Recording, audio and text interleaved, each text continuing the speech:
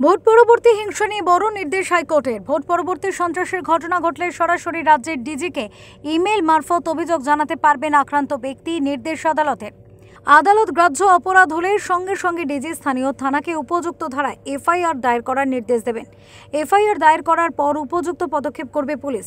নির্দেশ বিচারপতি কৌশিক চন্দ্রের ডিভিশন বেঞ্চের। রাজ্যে কয়েকটি ভোট পরবর্তী সন্ত্রাসের অভিযোগ এসেছে এবং কটি ক্ষেত্রে এফআইআর দায়ের করেছে পুলিশ এবং কী পদক্ষেপ নেওয়া হয়েছে সে সংক্রান্ত রিপোর্ট দেবেন রাজ্যের ডিজি। নির্দেশ আদালতের। এফআইআর দায়েরের সঙ্গে সঙ্গে সেটা রাজ্য পুলিশের ওয়েবসাইটে আপলোড করতে হবে। নির্দেশ আদালতের। এফআইআর হওয়ার সঙ্গে সঙ্গে প্রয়োজন পড়লে রাজ্য পুলিশ এবং কেন্দ্রীয় বাহিনী পদক্ষেপ করবে।